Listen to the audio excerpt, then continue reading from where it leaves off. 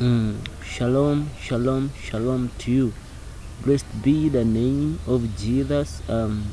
Ndaramusizaako mwena mu linnya erisinga amannya gonna erya Mukama waffe Kristo Yesu omwana wa Katonda omulamu. Blessed be the name of Jesus. Hallelujah. Mukama mutukuvu, Mukama mwesigwa, Mukama mulungi. Kale akawungeezi ka leero tugenda kuyiga ku nsonga lwaki abantu beerabira ebirooto, oba lwaki naawe weerabira nnyo ebirooto.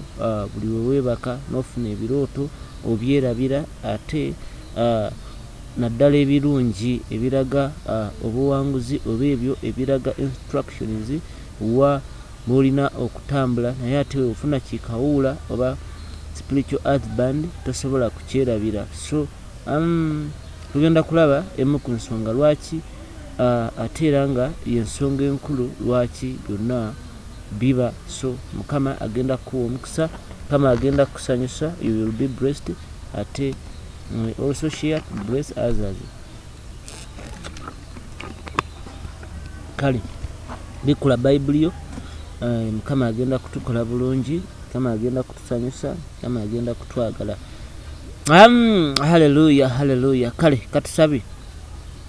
Katonda omutukuvu omwesigwa era omulungi mu linnya erya Mukama waffe Kristo Yesu omwana wa Katonda omulamu, laba nate tuzze leero mu kubeerawo kwo. Omwoyo omutukuvu jangu ofuge, omwoyo omutukuvu jangu okola ebikulu n'ebinene mu bulamu bwaffe, jangu osomese kyawandiikibwa nti weewaawo gwe olituweebwa, olituyigiriza byonna ebyatugambibwa Kristo woti wayogera eri abatume. Naffe ssebo kabaka twetaaga okuyiga n'okutegeera lwaki ensonga ezimu ziba mu nsi y'omwoyo weewaawo ate ne bitukosa ne mu mubiri. Kyetuva tukuŋŋaanya okuyiga omwoyo wa Mukama neyanjula gy'oli era nnyanjala omutima gwange gy'oli, taata kabaka w'abakabaka, nga nembeka emikono gyange gy'oli mu linnya erya Yesu. Omwoyo wa Mukama ojja okola okwagala kwo munda mu nze, si okukunda buli kimu omwoyo wa Mukama ekiri mu nze, toganya n'ekimu okusigala wadde ebyo byonna bye wateekerateekera abaana bo biveeyo mu nze, ekitiibwa kyo kirabisibwe kabaka. Leka ekigambo kyo taata kijjenga omuliro okusaanuusa ebyuma n'enjegere sitaani bye yasiba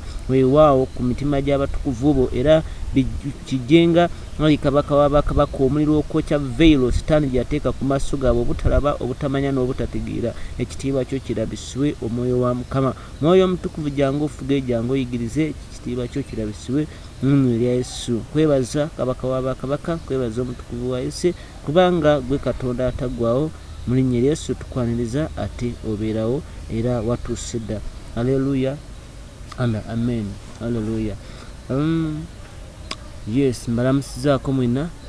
Twasimbayo ndowooza okuba ffenna wano ku lunaku olwo lwali lwakumeka, lwali lwa mukaaga, so banga litambuliridde. Kale Mukama mwesigwa, Mukama mutukuvu, Mukama mulungi. Omala okulaba owulira ng'oweereddwa omukisa, nkusaba subscribinga, tokoma ku kulaba, ate osharingeko n'eri munno, sharingako n'eri munno, so ojja kuba obuulidde enjiri mu ngeri efaanana bwetyo. Enjiri abamu bwoti bw'olina okusooka ate okugibuulira nga tunabakwata kazindaalo, naawe Mukama ate anaakuwa omukisa. Kale tugende mangu, speed. Tugenda kuyiga lwaki woloota ebirooto obyerabira. Haleluya. Naddala lwaki woloota ebirooto ebirungi obyerabira. Wali otuddekaawo n'okyebuuza, wali obaddekaawo ne weebuuza lwaki wenfuna ebirooto. Nze kukanjijukirako bitundu. Lwaki bitundu? Naye ate wenfuna ekisajja nga kinkozesa mu nsi y'omwoyo, nkeera mbijjukira. Wendoota nga ngwa mu nnyanja, nkeera mbijjukira. Wendoota nga ndi mu malaala ewaka, ndoota mbijjukira. Wendoota nga ndi n'omufu, sibyerabira. Naye lwaki wenfuna ebirooto ebirungi oba n'ebimu kale bifaanagana ng'ebibi, naye nga binnambika engeri y'okusaba n'obusibe obundiko nsobola okubotola? Lwaki mbyerabira? Wali otuddeko n'okyebuuza why? Olwaleero nzize n'ekyokuddamu. Kale ensonga eri emu lwaki obyerabira. Ensonga eri nti okuva ku ntandikwa Setaani tayagala mwana wa Katonda abe bulungi, oba tayagala muntu wa Katonda, tayagala igwe obeere obulungi. Yensonga lwaki afuba nnyo okulwana okuggyako buli ekyali kuyambye okusobola okulaba nga otuuka mu bulamu obwo Mukama bwe yakutondera okubaamu. Jjukira Katonda waffe mufuzi, naffe ffenna tuli bafuzi. Haleluya. Naffe ffenna tuli bafuzi. So twatondebwa mu kifaananyi kye kufuga era omuntu kye kyamutonza. Mukama yatonda ensi n'ateekamu emiti n'ateekamu biki ensolo na buli kimu n'alaba nga byesaanidde okubifuga. Haleluya. So Mukama n'atonda Adamu okufuga n'okulabirira ennimiro eyo n'okufuga byonna ebyali bitulamu. Kati Setaani ekyo kyalwana alabe nga totula ku lusozi kolina okutuula ofuge, alabe nga towangula akulemesa okusobola okulaba nga oyitawo. We bless the name of Jesus. Bayibuli egamba mu kitabo kya Psalms, Zabuli. Bayibuli egamba mu Zabuli 4:2 nti nanzija, haleluya, nti nanzija weewaawo ayisigambye nti katusomewo Zabuli bikula mangu Bayibuli yo. Zabuli ye Psalms mu Luzungu 4:2 egamba etya? 4:2 egamba nti era nanzija mu bunnya obw'okuzikirira mu bitositosi n'ateeka ebigere byange ku lwazi, n'anyweza olugendo lwange. Mukama ayagala kunyweza lugendo lwo, ayagala kujja mu bitosi olwaleero kasita onoofuna okumanya kuno. Weewaawo Mukama agenda kutaasa, agenda kuyamba, agenda kulokola. Olwaleero tukkiriza Mukama nti ali wamu naawe okukusanyusa n'okulaga ekitiibwa kye n'abukulu bwe n'amaanyi ge. Togwamu maanyi, abadde aweddemu amaanyi. Olwaleero ogenda kuyiga lwaki weerabira ebirooto ebyo, naki ky'olina okukola. Ensonga yeeyo eri emu nti Sitaani tayagala ofuge, tayagala otule. Ensonga muloota mulinnya ensozi ne muwanukayo ne mugwa. Abalala ebaayo ekiri waggulu ku lusozi ne kikusamba n'oddamu n'ogwa. So Sitaani abalala muloota ebirooto ng'ebintu bibagoba ne mubuuka mu bbanga. Kitegeeza eriyo emyoyo egikugoba mu kifo olina okufunira omukisa nga gikusindiikiriza okugenda eri okubonaabona. Mukama mutukuvu. So olwaleero ngenda kuyiga. Bayibuli egamba nti abaana ba Katonda ne bayingira eri abaana b'abantu, ne beegatta nabo ne bazaala abaana, era abaana be bazaala be banaggwano, Abanefuli, mwe muli Golayaasi, bakanyama bali ab'edda. So Setaani mu kugwa ng'agudde n'ekitundutundu ekimu eky'abamalayika, Setaani yategeera nti mu nsi muno Katonda nga waali omwesigwa era nga bw'ayagala omuntu gwe yatonda mu kifaananyi kye, tasobola kutuula newankubadde okusirika ng'alaba omuntu oyo agenda kuzikirira. Haleluya. So Setaani kye yakola n'asalawo n'agamba nina okusala amagezi, nkimanyi kati Katonda agenda kusindika Kristo, Katonda agenda kukola pulaani, nina okusala amagezi Kristo aleme kujja. So kiki ngenda okukola? Kati bamalayika bengudde nabo mugende muyingire eri abakazi abawala n'abasajja mubazaalemu abaana. So we munaabazaalamu abaana bagenda kuba bannaggwano, bagenda kuba n'effujjo, bagenda kuba bajeemu, bagenda kuba baggume, bagenda kuba tebagenda awuliriza Katonda. So Bayibuli bwegamba nti abaana ba Katonda ne bayingira eri abaana b'abantu, kitegeeza kite? Kitegeeza nti abatukuvu ba Katonda abatula ku nsi ne bayingira eri bannaggwanga? No, babula abaana b'abantu mu ndagaano enkadde Bayibuli ebeeyogera ku bamalayika. So abaana ba Katonda mu ndagaano enkadde Bayibuli ebeeyogera ku bamalayika. Haleluya. Bayibuli ebeeyogera ku bamalayika, ekitegeeza nti bamalayika weewaawo badde baali bagwa, baali baana ba Katonda yabatonda, ti bamalayika be baana ba Katonda ne bayingira eri abantu be baliwa? Abantu beebo abaliwo ebiro ebyo ne babazaalamu, ne bazaala abaana abajeemu abajeemera Katonda. Kyovula Bayibuli egamba nti abaana ba Katonda we baali bakiika. Haleluya. Abaana ba Katonda we baali bakiika ne Setaani n'ajjiramu. Bantu ku nsi by then si be baali abaana ba Katonda, abula abaana ba Katonda baali bamalayika. Bamalayika baali bakiika ku nnamulondo ya Katonda, ne Setaani n'ajjiramu okukiika mu maaso ga Katonda. Katonda n'amubuuza nti owaayo ovaawa? Setaani n'addamu nti nva kwetooloola nsi, Yesu yeebazibwe. Ekitegeeza nti kitulagira ddala nti abaana ba Katonda be bamalayika baali bazze okukiika. Sitaani najja ng'ava mu nsi eno kutabaala. Mukama n'amubuuza nti olabye omuddu wange Yobu? So Sitaani weebityo ebyali bamalayika luli baali baana ba Katonda mu ndagaano enkadde, ate eno gwe mwana wa Katonda, Mukama mutukuvu. So ekitegeeza nti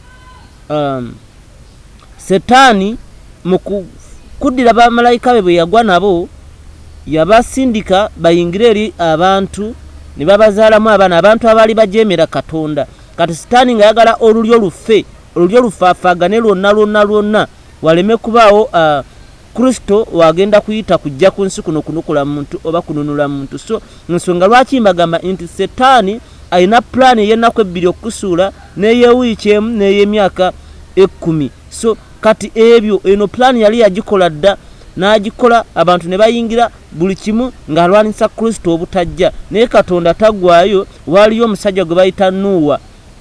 Haleluya. Waaliyo omusajja gwe bayita Nuuwa nga at least ye atambulidde mu butukuvu n'obutuukirivu, era Katonda n'amugamba okuzimba ekyombo. Katonda n'azikiriza ensi, weewaawo n'azikiriza abantu abo abaali bajeemye olulyo lutereere, ate Katonda alyokaddemu okukuba pulaani ey'okuleeta Kristo. Katonda talemererwa, gamba muno, Katonda talemererwa. Naawe olwaleero y'ensonga lwaki Setaani akuyiganya mu birooto, ensonga lwaki Setaani akuyiganya mu nsi y'omwoyo, kubanga Yesu yeebazibwe, kubanga akimanyi nti Katonda alina kyayagala okukola. Ensonga lwaki buli wofuna ekirooto akulwanyisa, ensonga lwaki buli wofuna ekirooto akisiimuula, lwaki? Kubanga akimanyi bw'onookitegeera kyekisooka wandiika ensonga lwaki Setaani asiimula oba akwerabiza ebirooto. Ezimu ku nsonga akimanyi bw'onoobyerabira togenda kusobola kukola kituufu ekituufu osobole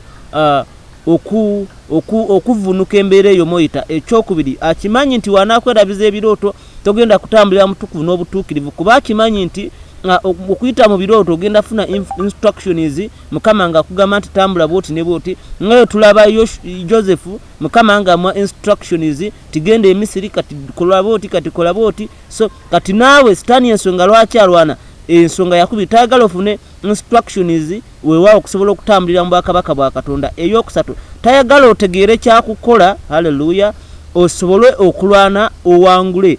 Tayagala otegeere kyakukola, kuba mu birooto Mukama akubikula ekyokola nti sibayo ennaku 2, sibayo ennaku 3, siga, gaba, yamba, kola bwoti. Kati ebyo abikwerabiza tayagala obitegeere. Ensonga ey'okuna, ebirooto ebirungi tayagala obitegeere oba obijjukire, kubanga akimanyi nti bw'onoobitegeera bigenda kuzzaamu amaanyi n'okuzimba ensi ye ey'omwoyo.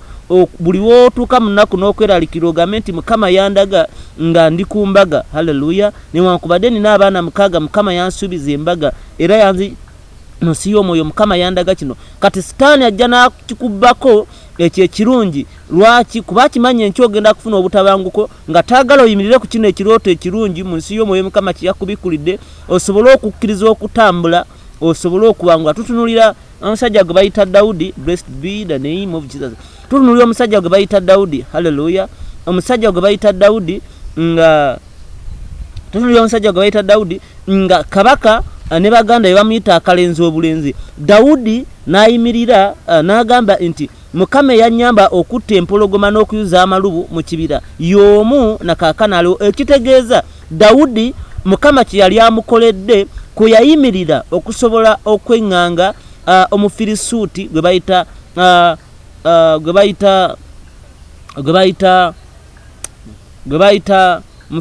bayita Gorayasi, haleluya.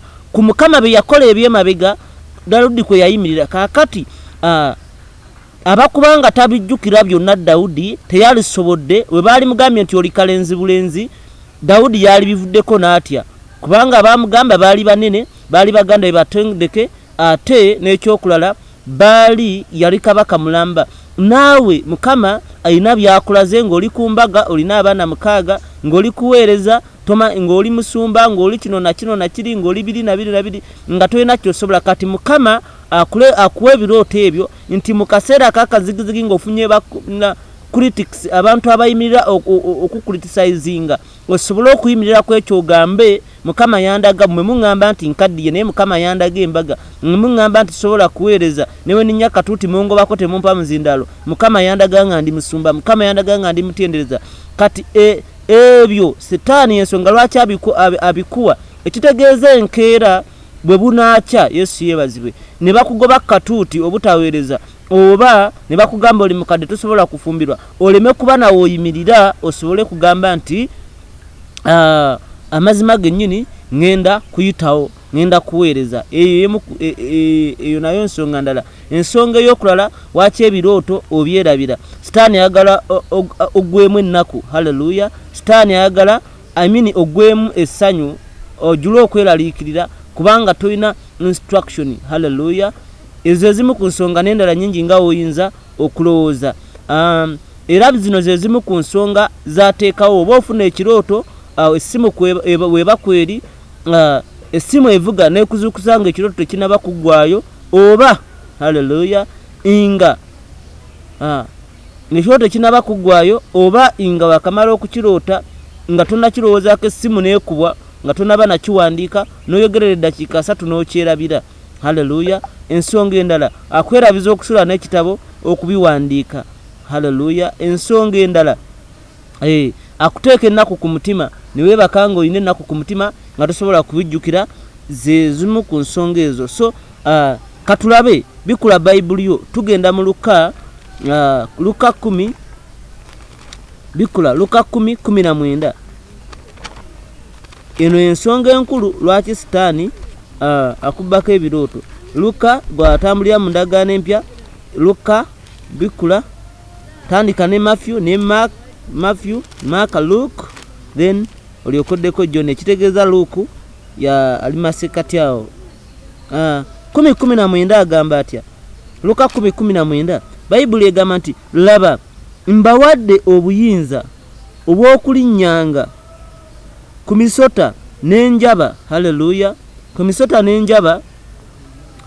n'enjaba ez'obusagwa n'amaanyi gonna ag'omulabe so tewali kintu ekinaakukolanga obubi n'akatono haleluya amaanyi nti mbawadde obuyinza obw'okulinnyanga obuyinza authority obuyinza kintu kikulu nnyo obuyinza nti mbawadde obuyinza kintu kinene nnyo omuntu alina obuyinza Yesu yeebazibwe wobanga tutunuulira bano ab'oku nguudo kama mutukuvu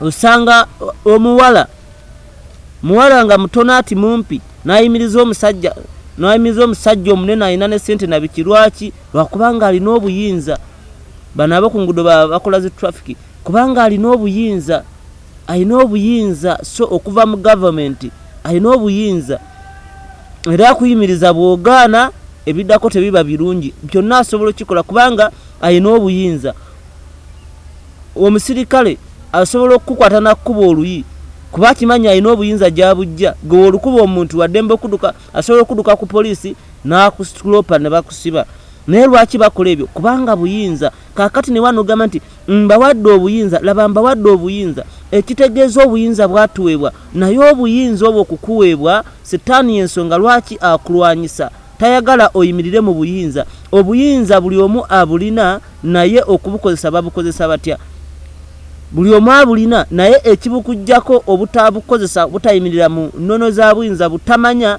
ki na bintu bitya ebitambula abantu abamu balina enjogera egamba nti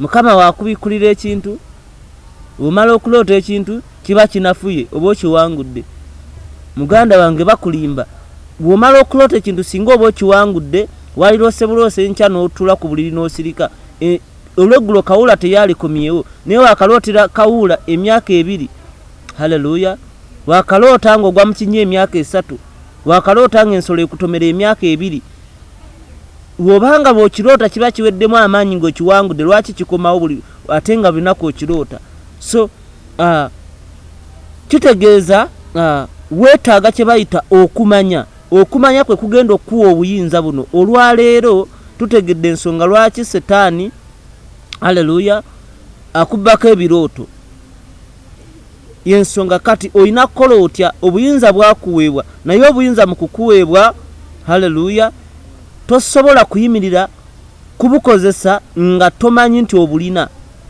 oba neobanga omanyi nti obulina nga tomanyiwa wakubukozesa toyinza kukola tubikule speed bikula ngero 25 haleluya bikula ngero 25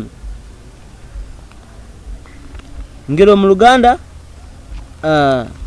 mu Luzungu ye Proverbs haleluya bikula yangu speed bikula mukama mutukuvu budde butudukako haleluya bikula ngero ngero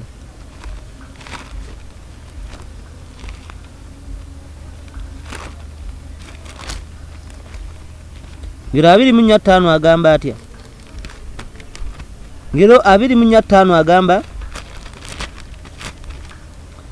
ngero 25 agamba bwati nti omuntu ow'amagezi aba w'amaanyi kikulu nnyo omuntu ow'amagezi aba w'amaanyi ffenna mu bulokole bwe tukkiriza Kristo tulina amagezi era tulina amaanyi buli mulokole alina amaanyi kubanga olina amagezi okimanyi sitaani ye mulabewo haleluya naye yongerayo paati B egamba etya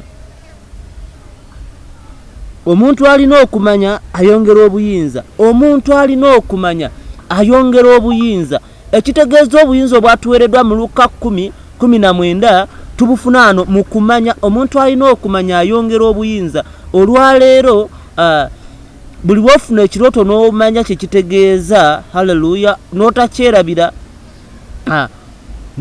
n'omanya engeri y'okukikwata oyongera obuyinza omuntu alina okumanya ayongera obuyinza kati setaani kyakola akwerabiza birooto omala okubyerabira kitegeeza tolina ngeri gy'ogenda kubiwangula oba kufuna instruction oba kuyitawo kubanga akututteko okumanya naye singa omala okufuna ekirooto n'otegera kitegeeza ogenda kufuna okumanya bw'onoofuna okumanya okwo obuyinza bwekwese mu kumanya obuyinza obuli mu Luka 10:19 bwekwese mu kumanya funa okumanya oyongera obuyinza kitegeeza wonooba n'obuyinza tugeze lutalo ogenda kuba mugenda kulwana omulabe wanadduka neyekweka mu kibira emabega w'akaswa oba emabega w'akasaka ogenda kukwata emmundu ogende waali kubanga omanyi nti ali wano omukube essasi limu omuwangule haleluya naye bw'onooba olinawo beezimanyi nga toyina kumanya ng'omala gasaba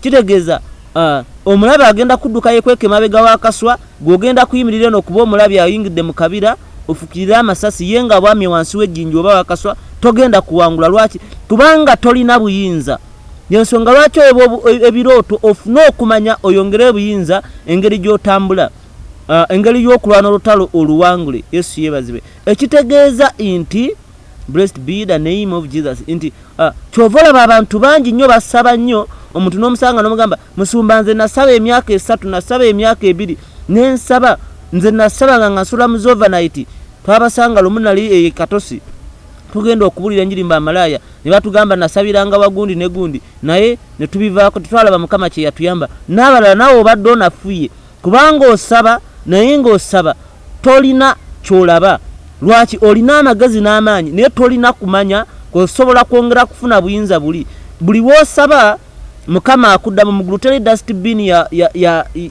ya prayers teriyo buli wosaba mukama akuddamu nekyo ekyokukola osobola okusabira omwami bw'osabira omwami omwoyo omutukuvu najja ekiro n'akulaga nga oli mu ddwaliro obuulira njiri oba n'akulaga nga oli ku spiriti obuulira njiri gwe ng'osaba mwami nga kitegeeza akuzzeemu akugamba genda mu ddwaliro obuulira enjiri gy'oyigenda okusanga omwami naye woba tolina kumanya kufuna buyinza ng'ogenda kusigala nga olwana n'okukutula emyoyo gy'ebika wayite emyaka 2 ye mukama ng'asirise wayite emyaka 2 oba 3 nga tofuna mwami obikoowa obiveeko wona obivaako kyekigenda okuddako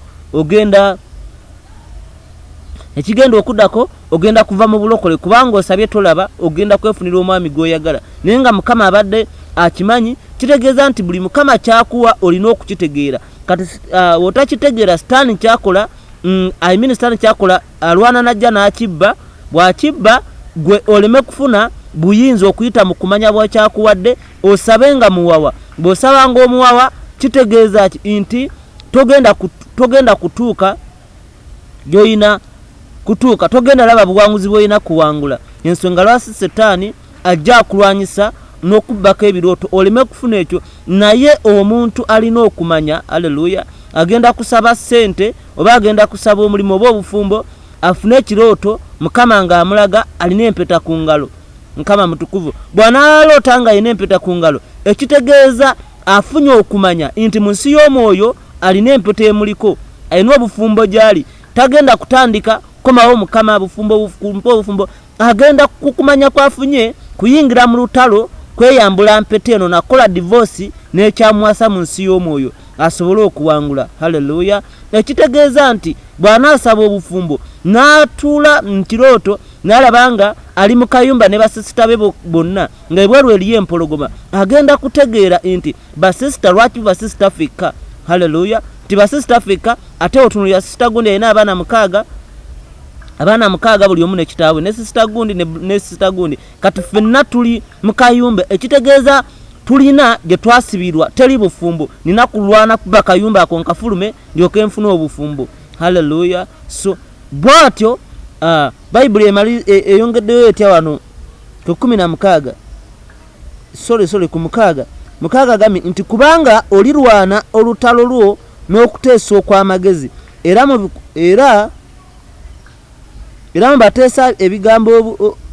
mubateesa ebigambo abangi memuli emirembe, nti olirwana olutalo lwo n'okuteesa okw'amagezi. Ekitegeeza Setaani ekimukubbisa ebirooto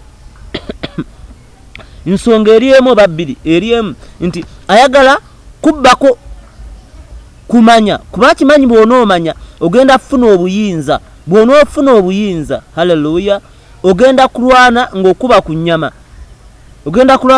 ku nnyama, osobole okuwangula. Ogenda tambulira mu instructions, togenda kusaba muwawa. So ekyo kyatayagala, yensonga lwaki osaba n'oddibwamu n'otabitegeera, n'enkya n'osaba ekintu kyekimu, n'ensa n'osaba byonna n'obikoba nga tolina kyofunye n'obita. Lwaki? Kubanga tolina kumanya. Sitaani yakubyeko okumanya olyoka ofuna obuyinza obuli mu Luka 10:19. Oyagala obuyinza, ddayo Mukama byayogera naawe ofune okumanya, ogenda kulaba okubotola. Neyanziza okumpuliriza. Mukama abampeere omukisa, Mukama abanjagalire. Bingi ebyokuyiga tebiggwayo, naye tunaaba tufunye wifi tujja kubanga tusobola okwogera essaawa namba n'okusingawo, naye azipannaawo olina kyotegedde era olina kyoyize. Kale katusabe. Katonda wa Ibrahimu, Isaaka ne Yakobo, mu linnya erya Kristo Yesu Omwana Katonda omulamu, tukwebaza olw'ekigambo kyo, weebala omwoyo wa Mukama. Omukazi oyo akiwulidde era akitegedde nga kimukoledde, nkusaba Kitange mukomeko era weewaawo omusumulule ekitiibwa kyo n'obulokozi bwe birabisibwe. Zibula amaaso g'ag'omwoyo Sitaani ge yali yasiba, zibula entegeera ye, weewaawo okumanya n'enfumiitiriza akomewo mu kitiibwa kyo. Weewaawo muwe omwoyo w'okumanya n'okutegeera, ate n'okutegeera by'oyogera, ekitiibwa kyo kirabisibwe gy'ali. Mbasabidde mu linnya erya Yesu. Aleluya and amena. Ate nabakulokoka nga wandiyagadde okwetwalira Kristo okuba omulokozi w'obulamu bwo,